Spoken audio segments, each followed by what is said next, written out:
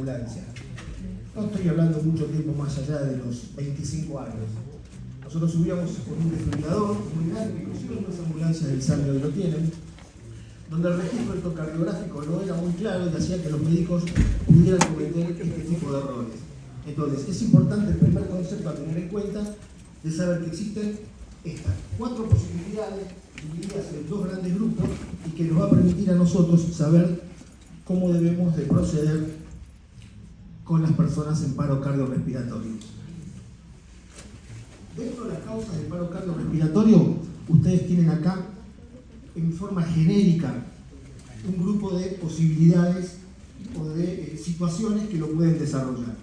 Puede ser el ataque cardíaco, que ustedes quieran, un infarto masivo, una fibrilación ventricular como vimos antes, una hipotermia profunda, el estado de shock, los traumatismos, la electrocución, el ahogamiento y la intoxicación en cualquiera de las intoxicaciones que ustedes se puedan imaginar, por alcohol, por drogas, por mezcla de sustancias.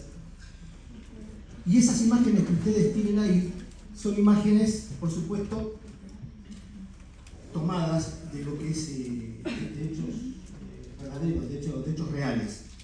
Si ustedes miran detenidamente, cualquiera de nosotros podemos estar cercanos a que nos pase esto. Y les aclaro esta situación porque nosotros los médicos somos personas que estamos no siempre adentro del hospital. La mayoría de los paros cardiorrespiratorios que se ven en esas circunstancias, fíjense ustedes, ninguno está desarrollado dentro de un hospital, donde si ustedes no saben cómo reaccionar o cómo tener que actuar ante esto, siempre va a haber alguien que los va a poder asistir. Estas cuestiones se nos pueden dar estando nosotros solos y tener que resolverlas. Fíjense ustedes, por arriba tienen allí una persona que está en una situación de hipotermia.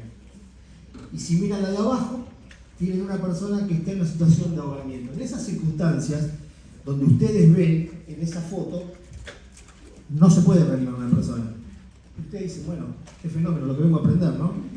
Bueno, a mí me tocó ver en la playa, acá en la costa argentina, a una persona que intentaron reanimar los guardavidas en la costa con los pies metidos adentro del agua. Entonces, si en ese momento hubiera llegado un desfibrilador y alguien que sabe menos inclusive que la persona que estaba llevando a cabo la reanimación hubiera conectado, seguramente hubiera comprometido su vida, terminaría con la vida del señor que estaba con los pies en el agua y con la de algunos que estaban alrededor. Entonces, por más que estas fotos y esto que yo les estoy contando sea básico, ustedes tienen que entender que en un paro cardiorrespiratorio lo que ocurre es una situación de urgencia, de emergencia, donde hay que ser muy frío y hay que tener mucho conocimiento. Y tenemos un agravante, que el tiempo nos juega en contra.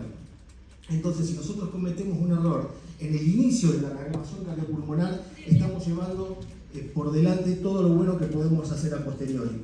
Entonces, si miran allí más arriba, eso es una imagen tomada, ya hubo varios casos de estos, en un partido de fútbol profesional.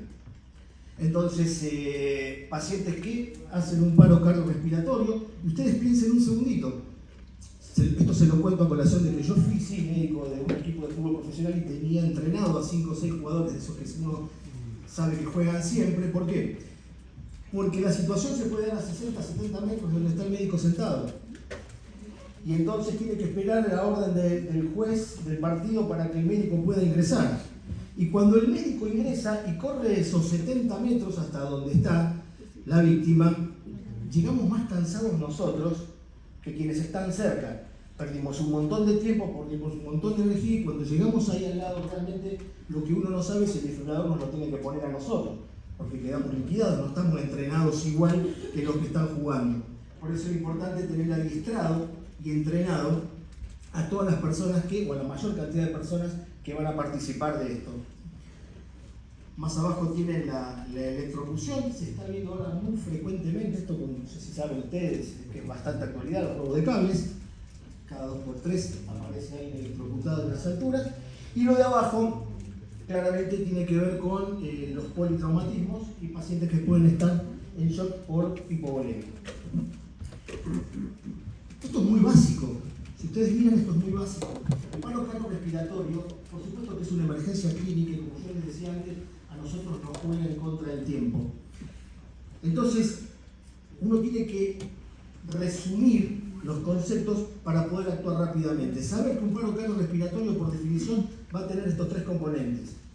Acá estamos hablando con médicos, pero esta charla podría ser tranquilamente para personas que no sean médicos. Explicarles que una apnea es que una persona no pueda respirar, que no tenga pulso y que el pulso debe tomarse en el cuello, el pulso carotídeo, o bien que tenga un trastorno o una pérdida de la conciencia. Con esos tres elementos, yo estoy en condiciones de decir que un paciente está en paro cardiorrespiratorio y tengo que actuar.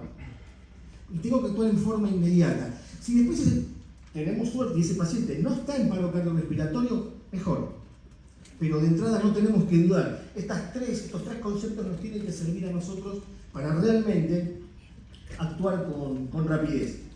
Sabemos que la pérdida del reflejo corneano, sabemos de la presencia de livideces, sabemos de la presencia de cianosis, pero tratemos de no complicarnos.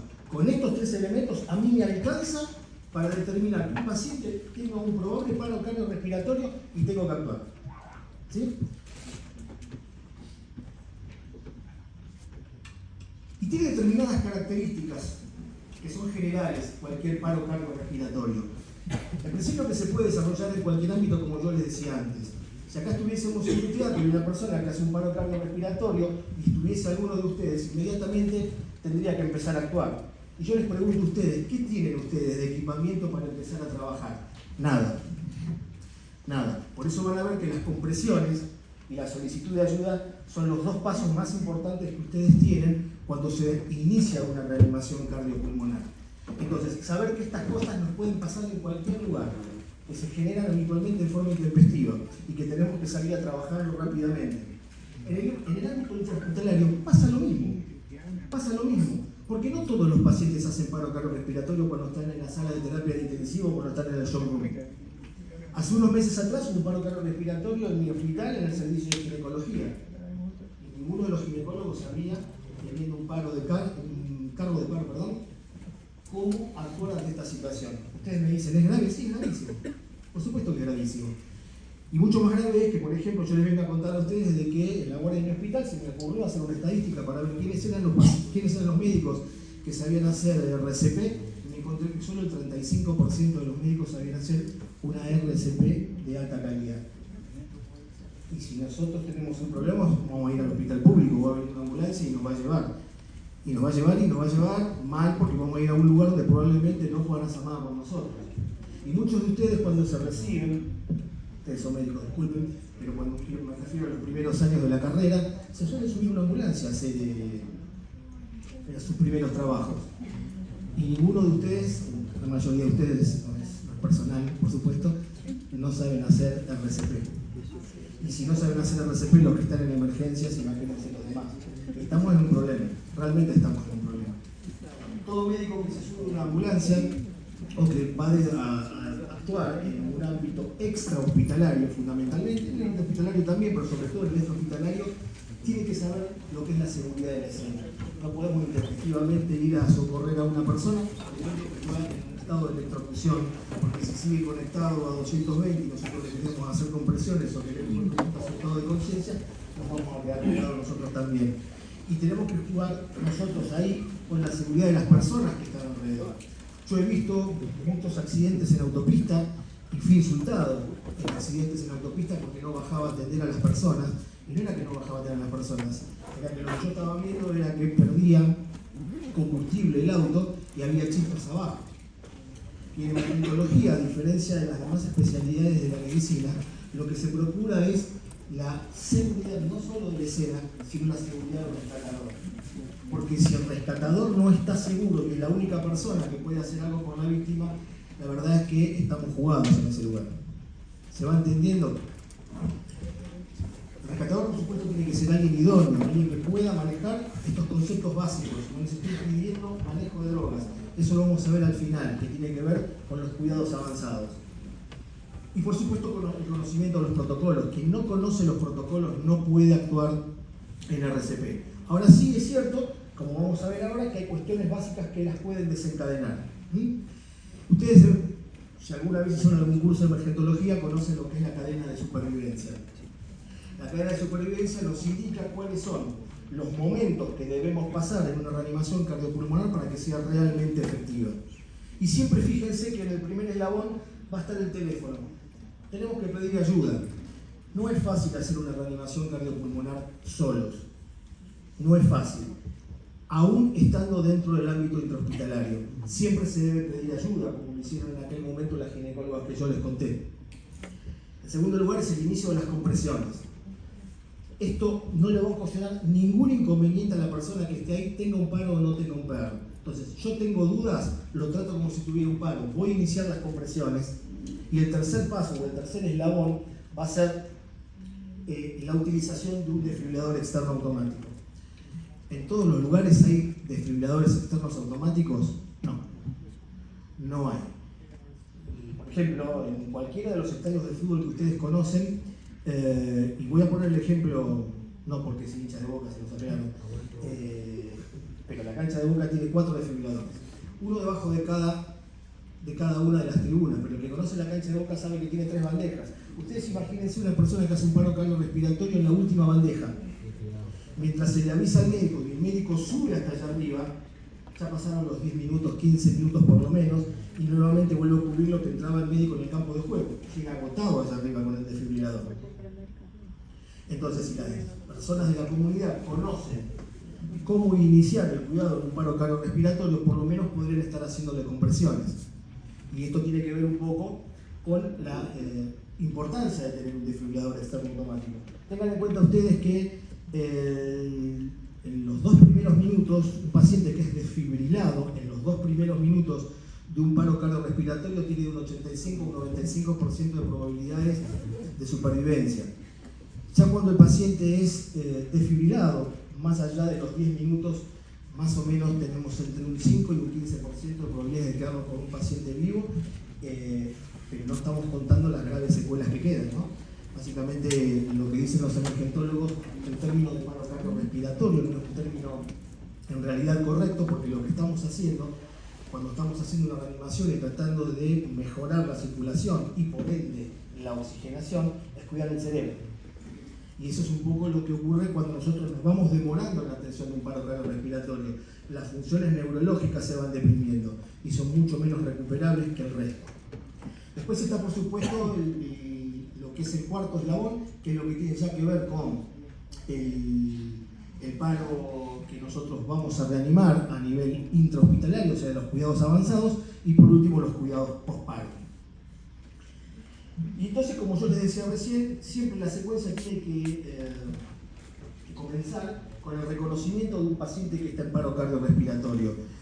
Esto es muy significativo. Ustedes fíjense que en esta ilustración ustedes están viendo un paro, digamos, ideal. Acá falta que el paciente le diga que está en paro. Pero lo que ocurre es que cuando hay un paro cardiorrespiratorio, si hay una persona que está sentada en una butaca en un teatro y está en paro cardiorrespiratorio, está sentada. A mí me ha tocado ir a ver paros cardiorrespiratorios con personas que están tirados debajo de una mesa del comedor de su casa. Y entonces las circunstancias hacen que nosotros primero tengamos siempre que posicionar al paciente. Siempre hay que posicionar al paciente. Por la diapositiva que le mostré del que estaba en el agua, que no podemos reanimar a una persona en el agua, sino que tiene que ser en una superficie lisa, dura y seca. Verificar la falta de respuestas habitualmente tratando de moverle los hombros. Yo he visto que hay personas que empiezan a hacer una reanimación y empiezan a los bifes con la persona, y si tiene un trauma en la columna cervical, lo único que terminamos es agravándoselo. Porque muchas veces no sabemos cuál es la causa por la cual se produce el paro cardiorrespiratorio. Entonces, yo lo único que hago es, veo una persona que está caída, supongamos, porque no lo vi cuando se estaba cayendo, o está tirada en el piso, entonces me voy a arrimar, voy a tomar de los hombros, lo voy a sacudir muy levemente, y si no hay respuesta, inmediatamente pido ayuda. Inmediatamente pido ayuda. Ustedes ven la posición de la diapositiva del medio. Esa en realidad, cuando empezó el tema de la pandemia, nosotros cambiamos un poquito la forma de accionar con esto, que tenía que ver con la valoración de la respuesta de la vía, o la evaluación, fundamentalmente de la vía respiratoria.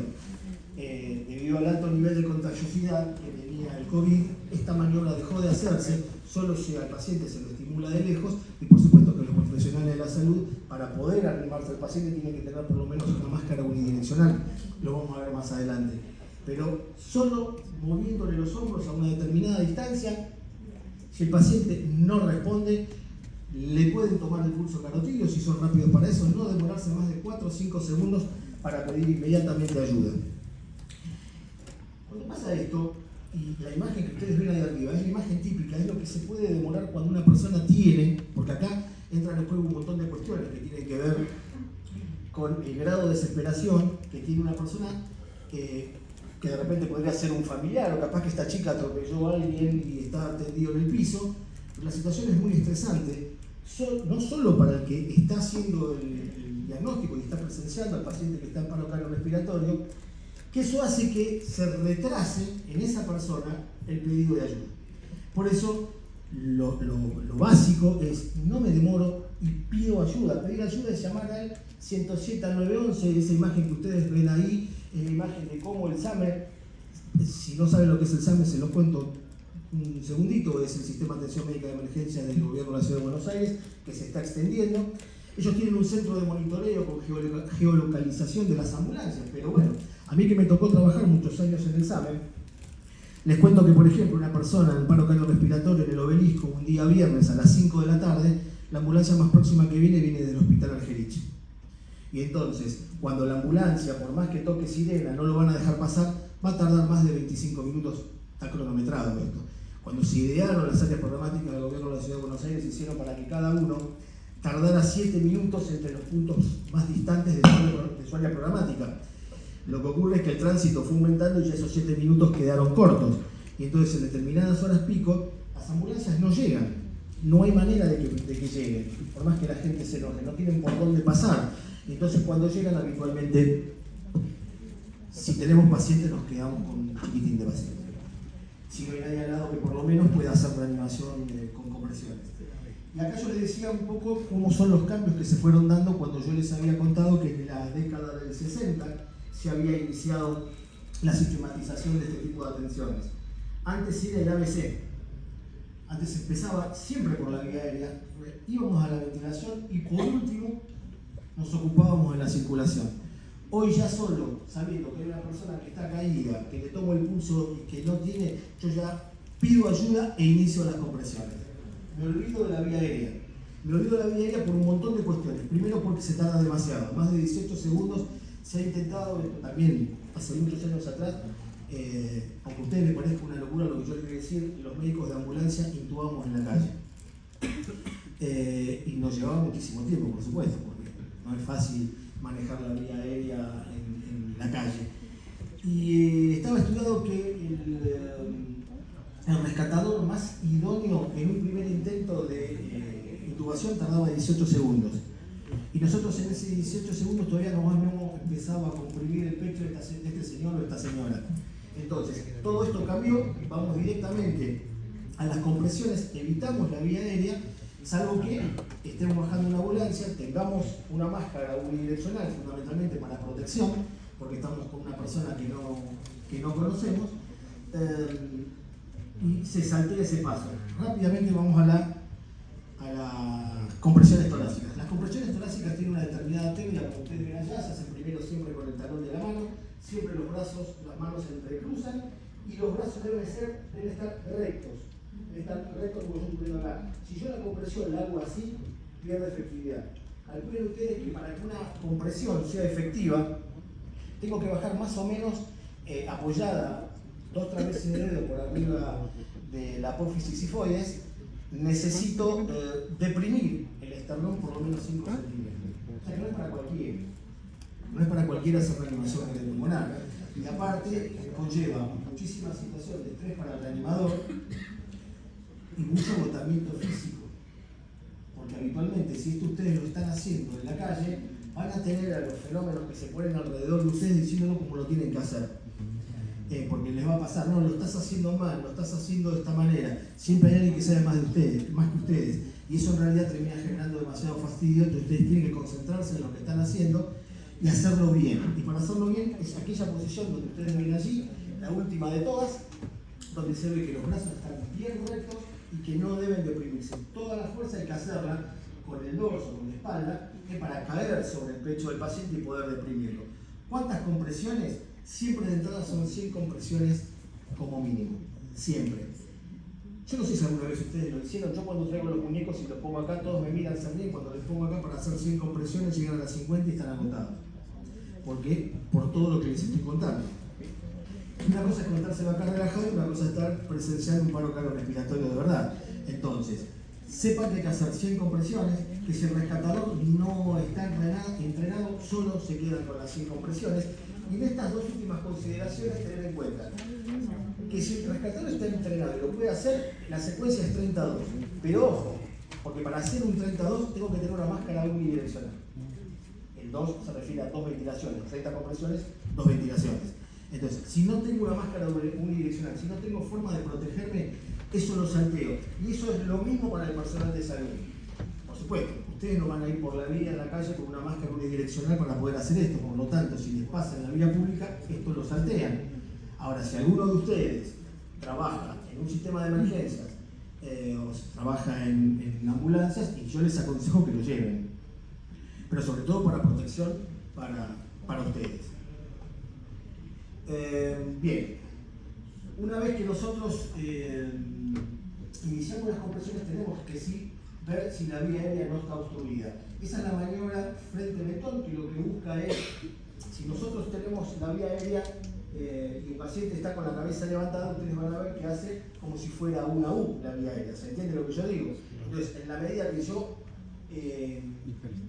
hago esta maniobra, lo que estoy haciendo es tratar de rectificar la vía aérea para ver si hay algún grado de obstrucción. Nunca se coloca la mano dentro de la boca de una persona para sacar alguna potencial obstrucción.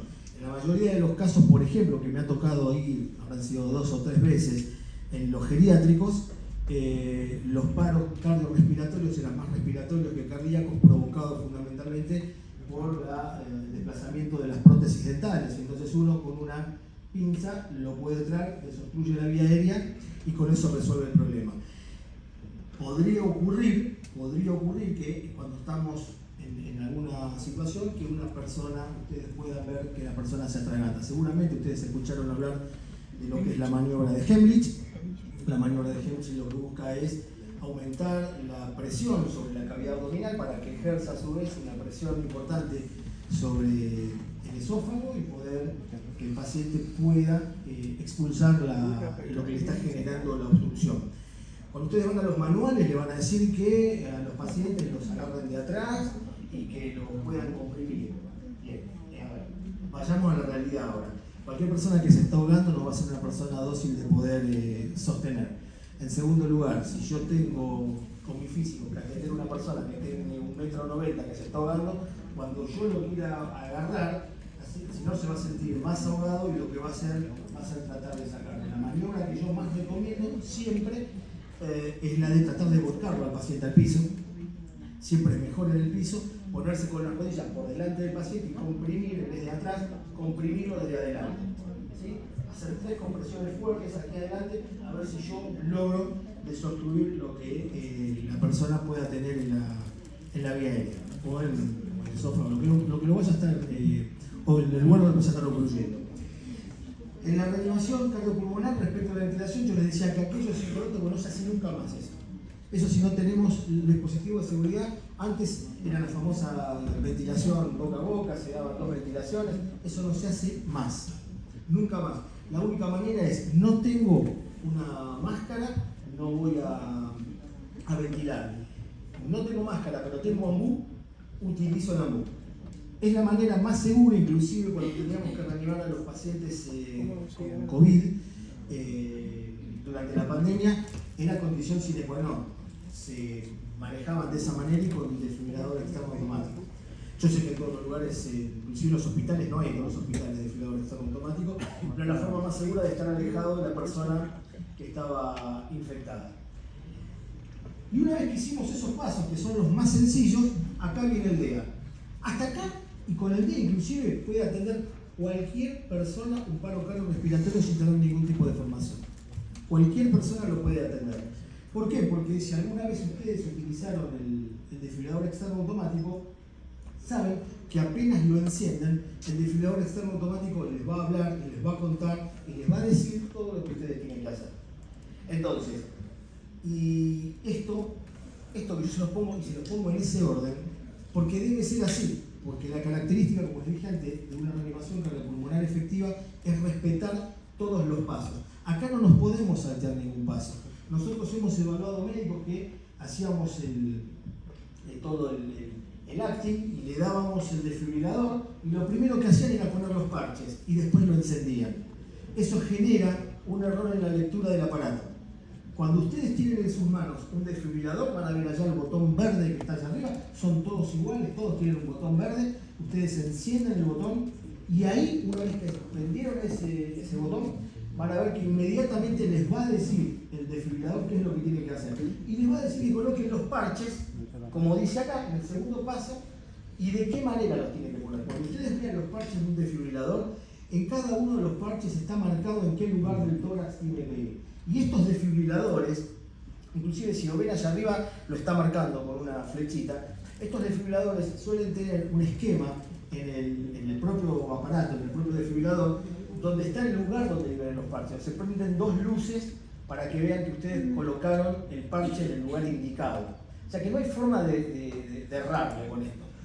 Una vez que ustedes colocaron los parches, el aparato lo que les va a decir es básicamente que va a empezar a analizar el ritmo cardíaco. Y acá volvemos a la primera diapositiva de todas. Ahí les va a decir si es un ritmo desfibrilable o si es no desfibrilable.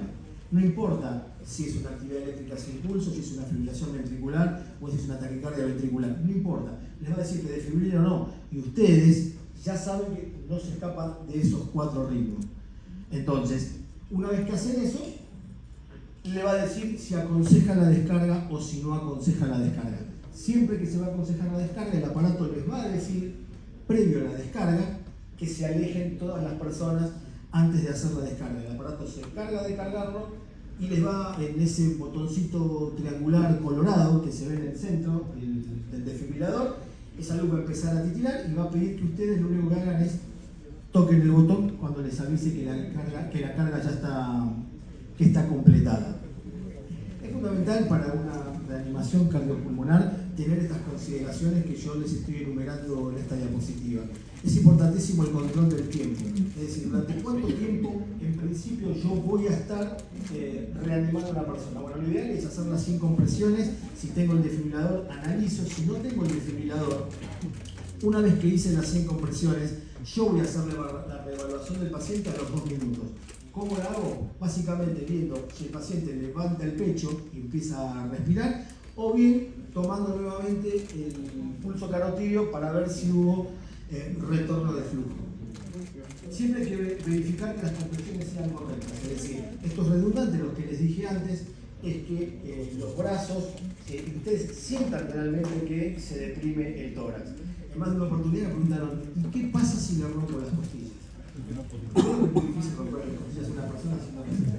Lo que ustedes sienten es la rotura de los cartílagos que están viendo las costillas con el esternón. Pero supongamos que así sea, porque ha pasado en alguna oportunidad, sobre todo con pacientes muy añosos, y los agarra de repente alguien que tiene mucha fuerza y entonces puede romper una costilla. Estamos hablando siempre de una situación de urgencia, más que de urgencia, de emergencia. Acá tenemos que dejar de pensar como clínicos. Acá pensamos como emergentólogos. Si no hago esto dentro de los 5 minutos, el paciente se muere. No puedo estar perdiendo el tiempo que nosotros nos tomamos cuando evaluamos un paciente en una recorrida de sala. Acá directamente lo que nosotros tenemos que hacer es actuar rápidamente, y si yo le tengo que romper, o producto de mi accionar, se rompieron 3 o 4 costillas, pero le salvé la vida al paciente, y bueno, ese será el costo que tenga que pagar esa persona. Total, eso después de verdad tiene solución. La idea de cambiar los reanimadores cada 2 minutos, siempre que se pueda, si están solos en medio del campo, es hasta donde ustedes llegan, no hay implicancia legal para esto, es decir, mientras uno lo haga y hasta donde pueda, no está legislado de que ustedes tengan que tener un tiempo de duración en la reanimación. Sí, a nosotros, quiero que lo sepan, esto tiene una implicancia legal como médicos. Ustedes habrán escuchado por ahí hablar dentro de lo que es el abandono de personas. Nosotros, el Código Penal Procesal de nuestro país, para nosotros no es una figura delictiva del abandono de personas, para nosotros es la omisión de auxilio, que es exactamente lo mismo, no más que una pena agravada. Ustedes saben de que si ustedes dejan a una persona en situación de emergencia, sin cuidados, ustedes son citados a declarar, lo primero que les pregunta el juez a qué se dedican. Cuando ustedes digan que son médicos, deja de ser abandono de persona y pasa a omisión de auxilio. Y la importancia que tiene eso es de que tiene una pena efectiva de 5 años de prisión efectiva con un doble de inhabilitación para trabajar. O sea que si ustedes dejan a una persona en situación de emergencia tirada en la calle sin hacer absolutamente nada, les puede caer el peso de la ley si alguien los denuncia. Así que esto no es un tema menor. De todas maneras, no se asusten. Lo que yo les aconsejo es, ustedes presencian un paro cardiorrespiratorio, se bloquearon porque hacen dermatología y entonces nunca ven un paro cardiorrespiratorio los dermatólogos. Entonces, bueno, yo creo que se ríen ahí, pero es verdad. Entonces, se bloquean porque vieron esto y hicieron 3 o 4 cursos más de subidez y una persona hizo un paro cardiorrespiratorio. No se vayan del lado, no se vayan del lado. Con el solo hecho de que ustedes se hayan dado cuenta que la persona está en una situación de emergencia y ustedes pidan ayuda, no van a ser nunca imputados por eso. Nunca. Porque si bien, a ver, nobleza obliga, yo creo que todos los médicos deberían de saber hacerlo, pero también nobleza obliga por 2. No todos los médicos hacen una especialidad afín y entonces un poco nos empieza a alejar de la realidad, porque no lo hacemos todos los días. Y esto hay que hacerlo y hacerlo y hacerlo para tenerlo aceptado. Entonces, sepan que hay implicaciones legales con esto. Entonces, ojalá que nunca les pase nada, sobre todo en la vida pública.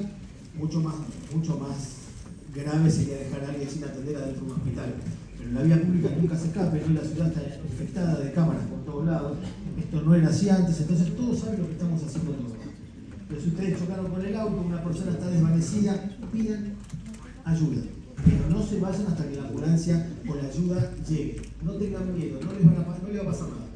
No se animaron a hacer RCP, se impresionaron en ese momento, todo puede pasar. Todo puede pasar.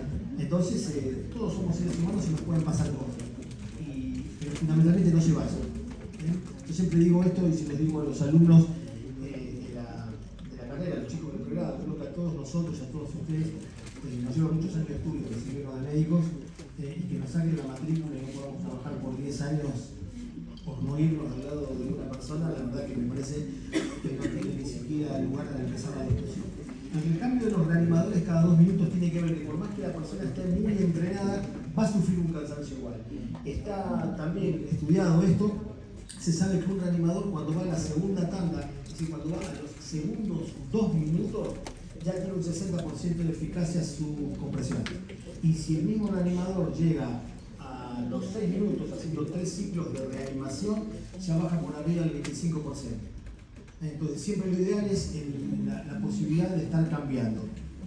Hasta acá fíjense ustedes que yo solamente les hablé de compresión.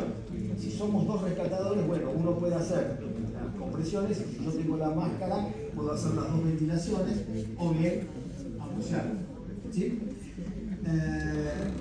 El número 4 es importantísimo que no se interrumpan las compresiones. Es vital que no se interrumpan las compresiones, siempre revisar las desfibrilaciones.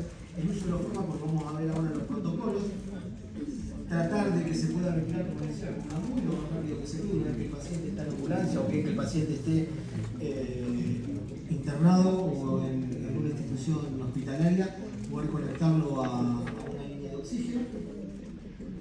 Bueno, lo que es análisis del ritmo del electrocardiograma, el signo de vida, ya eso requiere de mayor complejidad. Estamos hablando de reanimaciones avanzadas. El punto 9 es un punto importante, porque si cuando decidimos suspender una reanimación, bueno, es una discusión importante esta,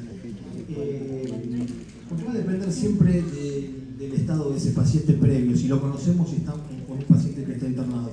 Ustedes saben que está de moda hoy las medidas anticipadas, que nosotros muchas veces consensuamos con algunos familiares cuando los pacientes son ingresados y tienen determinada patología. Si bien la vida para todos tiene el mismo precio, yo los consulto a ustedes. Yo tengo un señor de 95 años con un tumor terminal y tengo una persona de 40 años sin antecedentes, si le voy a colocar no estoy hablando de énfasis, sino de la misma cantidad de tiempo en reanimación. Probablemente no. Y probablemente los familiares nos digan con el señor de 90 y pico de años, ya está, no hagamos más nada, dejémoslo ahí, que no sufra más.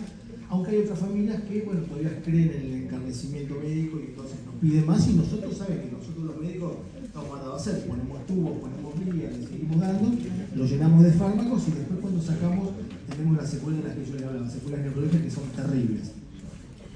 No sé si alguna vez vio personas que hayan quedado secueladas de un paro prolongado. Esto cambia un poquito con los chicos. Los chicos tienen un poder de respuesta mayor. De todos modos, se estipula que por una reanimación cardiopulmonar estándar son 20 minutos. Son 20 minutos. A veces en el fragor, cuando somos varios en la guardia y estamos todos masajeando y todos trabajando, nos alentamos y tratamos de que la cosa se extienda un poquito más, aún a pesar de las consecuencias. Con los chicos es totalmente distinto. Yo tengo un caso vivido de forma personal. Siempre digo que hice muchísimas RCP y solo tuve la oportunidad, haciendo reanimación cardiopulmonar, de que se reanimaran 3 personas. Ahí una vez pasó, la guardia del hospital estaba delante de todo, la de pediatría hasta el final, y nos trajeron un chiquito que tenía 8 años en paro cardiorrespiratorio. En ese momento éramos todos médicos muy jóvenes en la guardia del hospital, y todos teníamos medianamente chicos de la misma edad. Entre 5 y 10 años todos los médicos teníamos chicos de esa edad. Y me acuerdo que empezamos a reanimarlo al chiquito y los pediatras no venían porque estaban con otra urgencia, no venían y seguíamos nosotros. Y ya hemos llegado a la media hora y no teníamos respuesta y le seguíamos dando. Y siempre recuerdo que nos alentábamos mucho porque estábamos muy cansados todos, éramos 5 o 6, y lo voy a recordar siempre en mi vida. En el minuto 41 el pibe respondió. El pibe respondió, salió, fue un griterío adentro de la sala, me acuerdo, impresionante, nos abrazamos como si hubiéramos salido campeones del mundo, porque para nosotros éramos médicos muy jóvenes y haber podido reanimar a un chico de 8 años, más, cometimos una locura, dejamos entrar a los padres, me acuerdo, en ese momento, para que vieran que el chico estaba vivo, pero porque no podíamos creer que después de tanto tiempo el chico hubiera respondido. El chico salió sin secuelas. Es una de las plasticidad que tienen los chicos, a diferencia de los adultos. En los adultos no hay respuesta, pero con los chicos, les cuento que fue el único chico que me tocó reanimar. Éramos un grupo de entre 14 y 16 médicos trabajando, no éramos 2 o 3, éramos un montón y nos turnábamos todo el tiempo para seguir masajeándolo, y el chico salió bien, y al mes se fue de alta. No recuerdo cuál era el problema que tenía específicamente, hace muchísimos años. Así que bueno, toda la decisión de suspender la RCP realmente es un tema bastante complejo, que hay que sentarse a discutirlo. No hay un estándar para eso, pero más o menos lo que yo les digo. Y siempre es importante organizar la atención de la familia. Mientras uno está trabajando en un ámbito hospitalario y tenemos a médicos o colegas que están trabajando con un paciente en paro cardiorrespiratorio, siempre ya hay que tratar de organizar y de empezar a proteger a la familia, porque la mayoría de las veces no sale mal. A pesar de hacer muchas veces todas las cosas en tiempo y forma, o en forma correcta, muchas veces no sale mal. ¿Cuál es la gran diferencia entre un soporte visal básico y un avanzado? Básicamente, lo que sí tenemos que tener como concepto, lo que yo les decía acá, estas 3 cosas son 3 conceptos importantes, que es el reconocimiento del paro cardiorrespiratorio, activar la respuesta de forma inmediata, hacer la RCP temprana. Acá fíjense que todavía estoy sin desfibrilador, recién en el tercer punto aparece el desfibrilador. Acá no hablo de drogas, acá no estoy hablando de colocación de vías, de colocación de oxígeno. Es lo primero que puedo hacer por el paciente para iniciarlo. En lo que es ya un cuidado cardíaco avanzado efectivo, bueno, ahí sí, el masaje de calidad, ya utilizar los dispositivos máscara de reservorio, una desfibrilación rápida tanto en la taquicardia ventricular como en la fibrilación ventricular. Por supuesto, el conocimiento de los algoritmos, ahora se los voy a mostrar, y por supuesto también la atención integral del paciente postparto. Y este es el algoritmo bien simplificado. Nosotros, yo les puse una diapositiva para porque siempre me terminan preguntando por el uso de drogas. No se usan más de 3 drogas. Igual yo les traje un cuadro para que ustedes vean con 6 drogas, que son las que se podrían utilizar en todos los casos, y cuáles son las indicaciones.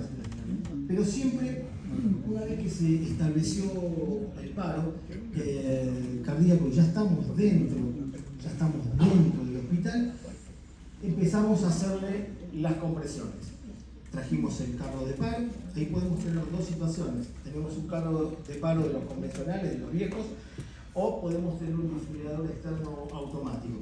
Vamos a conectar el monitor y lo que vamos a esperar, fíjense el rombito rosa que dice ahí, comprobar el ritmo. Y siempre volvemos a la primera diapositiva. Y en la primera diapositiva nos iba a decir si era desfibrilable o si no era desfibrilable. Fíjense que si es desfibrilable, lo que nos va a indicar el aparato va a ser la descarga. Inmediatamente que hicimos la descarga, ahora voy a decirles de cuánto, se los digo ahora, el desfibrilador externo automático lo carga directamente. Si ustedes tienen un carro de paro, hay dos alternativas ahí, puede ser un monofásico o puede ser un bifásico. En el caso del monofásico arrancan con 360 joules. En el caso de los monofásicos arrancan entre 120 y 200 joules. Los sucesivos disparos, en el caso de los desfibriladores externos automáticos, lo dispara solo el aparato. En el caso de los monofásicos van a seguir con 360, hasta 3 disparos de 360. Y en el caso de los bifásicos, ya pasan de 200 a 360 en el segundo y en el tercero. Ya repiten 360 y 360. Una vez que hicieron los disparos, bueno, ahí van a ver si el paciente, como está la flecha verde, si el paciente sale, listo, se va a cuidado postparo. El paciente recuperó pulso, recuperó ventilación, se va al postparo. Si el paciente no sale, el tratamiento farmacológico de elección, la droga de elección de todo paro cardiorrespiratorio es la adrenalina. 1 miligramo que se va a dar en dosis de 1 miligramo cada 3 minutos, cada 5 minutos como máximo, no más de 3 dosis. En segundo lugar tenemos la amiodarona. La amiodarona se va a utilizar en primer término con una dosis de 300 miligramos y se va a utilizar para la fibrilación ventricular y para la taquicardia ventricular refractaria, pero en segunda y tercera dosis bajamos la dosis a la mitad. Es decir, la primera dosis a 300, las sucesivas son 2 de 150. Fíjense que el algoritmo nos marca la consideración de ya sí pasar a intubar al paciente. Pero todo esto se hace mientras seguimos masajeando al paciente. Eso no se interrumpe. Y la administración de drogas, preferentemente buscar una vía, si el paciente está muy hipotenso, eso les va a costar, y van a ver ahora que se puede dar también por vía endotraqueal algunas de las drogas que estamos utilizando ahí.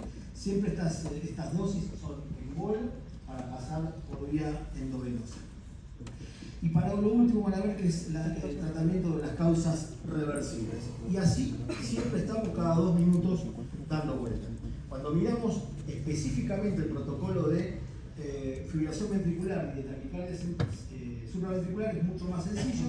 Estoy haciendo RCP durante 2 minutos, trato de colocar una vía endovenosa y tratar de intubar o por lo menos manejar con algún dispositivo para poder ventilar al paciente, y siempre voy a lo mismo, coloco el aparato y miro si el ritmo es chocable o no. Lo que hablábamos antes, el ritmo es desfibrilable o no es desfibrilable. Si el aparato me dice que dispare, es porque estoy o en una fibrilación ventricular o estoy en una taquicardia ventricular. Hago el primer disparo, aplico adrenalina y sigo con el RCP durante 2 minutos. ¿Sí? Después de los 2 minutos, vuelvo a colocar el monitor y vuelvo a ver si ese paciente, después de los 2 minutos de compresiones, más el miligramo que ya le di de adrenalina, sale o no sale. ¿Sí? No sale, bueno, si el ritmo es chocable, voy a proceder exactamente de la misma manera, pero ya arranco con la amiodarona, porque ya me está hablando de que tengo una fibrilación ventricular o una taquicardia ventricular refractaria. Entonces voy a tener que ir a los 300 miligramos y después sucesivamente, como les dije antes, 150 y 150. Si el paciente en las 2 veces que yo estoy evaluando el ritmo cardíaco me dice que no es desfibrilable, voy a ir al algoritmo de asistolia o de actividad eléctrica sin pulso. Acá no se utiliza la desfibrilación. Acá no se utiliza la desfibrilación. Y en lo que es cuidado avanzado es un concepto fundamental. Si ustedes le ponen un desfibrilador a una persona en actividad eléctrica sin pulso o en asistolia, le acaban de firmar el certificado de función. Es así de clarito. No hay mucha vuelta con esto. Se hace RCP también cada 2 minutos, lo mismo. Hago adrenalina 1 miligramo, cada 3 o 5 minutos puedo ir repitiendo, y a los 2 minutos siempre valorar nuevamente colocando los parches y monitoreando y ver si ese paciente volvió, ahí tenemos tres posibilidades en realidad, de que el paciente salga, casi nunca, o que el paciente vuelva a un ritmo que sea chocable. Entonces, ¿qué es lo mejor que le puede pasar? Salir de la sistolia, ir a un ataque de arritmia y después nosotros bajarlo con la desfibrilación. ¿Se entiende? Entonces se pasa a aquel algoritmo que es el que vimos recién. Y si no, tenemos que seguir masajando. ¿Y hasta dónde? Bueno, acá lo dice.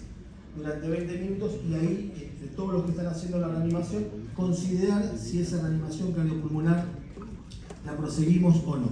La mayoría de las veces decidimos que no. Cuando yo les mostré el primer algoritmo, les decía que teníamos que tratar de ver cuáles eran las causas reversibles del paro cardiorrespiratorio.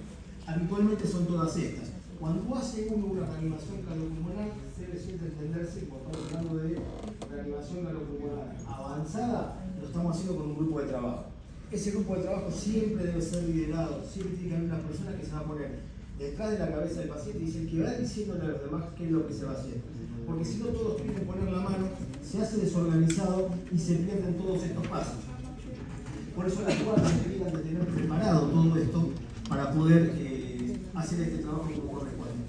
Por supuesto, va a haber alguien del equipo médico que se va a estar evaluando mucho más frío, mucho más alejado de la situación, cuáles pueden ser las potenciales causas reversibles de este paro cardiorrespiratorio. La hipovolemia es muy sencilla, lo va a expandir. En la hipoxia se va a colocar, si nosotros tengamos el manejo de la vía aérea, que podemos activarlo, o bien que se pueda atender a un dispositivo externo como un lente de oxígeno, la podemos revertir. En aquellas acidosis con pH menor de 7,10 se utiliza bicarbonato, como lo dice allí, de sodio a dosis de 50 equivalentes. Tanto en hipocalemia como en hipocalemia, tened en cuenta que si la hipocalemia es menor de 2, le damos potasio a razón de 0,3 el equivalente kilo de peso. Después, si ustedes lo quieren, se los dan para que tengan las dosis. Ustedes van a ver cómo son las consideraciones finales. La verdad que lo que nos importa es esto. Lo que menos importa es esto, está en todos los libros. Y yo se los doy y lo tienen, no hay ningún problema. Solamente esto, la idea es que ustedes puedan saber de que existe posibilidad de reversión de aquellos ritmos no desfibrilables. Podemos tener la hipotermia, por supuesto que también calentar a los pacientes por lo menos alcanzar los 35 grados. La neumotora con un drenaje habitualmente es buscarlos en el laboratorio, hacemos el segundo espacio hospital y el taponamiento cardíaco que se hace bajo ecografía. Y acá lo tienen ustedes. Yo sé que lo que más de repente les gusta venir a aprender muchas veces es la utilización de drogas, ¿con qué drogas utilizamos en una reanimación avanzada? Siempre la adrenalina, que en primer lugar es el fármaco de primera elección, y allá ustedes tienen las dosis. Si van a utilizar la vía endotraqueal, fíjense que se duplica 2,5 veces de la dosis inicial y siempre se da por lo seguido de 10 mililitros de solución fisiológica para que la droga llegue. Si ustedes van a atender al paciente por vía endovenosa, le hacen un y le levantan el brazo para que la droga pueda bajar rápidamente, como el paciente para y la circulación no está fluida, por supuesto. La vasopresina solo se utiliza cuando no tenemos adrenalina. Si no, prácticamente no se utiliza y se hace con 40 miligramos de número. La miodarona se lo conté recién, solo para la actividad de para la FB y la TB refractaria. La lidocaína se dejó de usar, antes se usaba muchísimo. Solo se usa la lidocaína y solo se usa, y lo recalco, cuando tenemos un paciente que sí sabemos que está en un paro cardiorrespiratorio producto de intoxicación por cocaína. En el caso del sulfato de magnesio, se va a utilizar en dosis de 1 a 2 gramos endovenoso, también a pasar de 10 minutos, solamente para toxicidad por digitálico, para la toxicidad de punta, y también para la FB y la TB, las dos refractarias asociadas a hipomagnesemia. Y el bicarbonato no se recomienda el uso de forma rutinaria. Antes nosotros usamos mucho porque se hablaba de la canalización, del pH, no se usa más eso de forma rutinaria, solo si tenemos un paro cardiorrespiratorio asociado a hipercalemia o antidepresivos tricíclicos. Para terminar, con esto termino, no los aburro más. Esto es muy rápido, lo da así, es muy sencillo de este lugar, es muy sencillo de ahí escucharlo. Sí les quiero decir que cuando hay un paro cardiorrespiratorio, las cosas fuera así. sépalo porque no está acostumbrado a ver un paro cardiorrespiratorio delante nuestro y los dermatólogos menos. Pero, más allá de eso, las consideraciones más importantes que ustedes tienen que tener son estas. Nunca traten al monitor, nunca traten lo que están viendo en el monitor. Nosotros somos clínicos y la valoración clínica y la respuesta clínica es la que nos va a dar mayores respuestas y seguridades para tomar decisiones. Las compresiones y las defibrilaciones tempranas son lo más importantes, son mucho más importantes que la intubación y el uso de drogas. Por eso yo hice y remarqué durante esta charla muchísimo sobre la atención inicial básica en un paciente que está en paro cardiorrespiratorio más que en la avanzada. Porque el proceso que se inicia, nosotros no tenemos todas las drogas adelante nuestro y los primeros 3-4 minutos nos estamos jugando la vida de ese paciente. Ya después cuando nos llega todo esto, ya estamos en 10-15 minutos de reanimación, ya llega tarde. Y esa es la importancia del concepto este. Ya les dije cuál sería la importancia de dotar a las personas que están haciendo las reanimaciones. Esto como concepto general, que todas las drogas que se van a utilizar siempre se dan en bolo, recién lo dije casualmente, seguido de 20 mililitros de solución fisiológica. Y esto también lo dije recién, que es comprender que es un trabajo en equipo. Sincronizado y fundamentalmente liderado, pero solo liderado por una sola persona. Así que no se dejen con el que se pone en la cabeza y que grita, porque realmente están muy concentrados mirando lo que hacen todos y en realidad es una situación de estrés para todos los que lo están viviendo ahí. Bueno, muchísimas gracias a todos.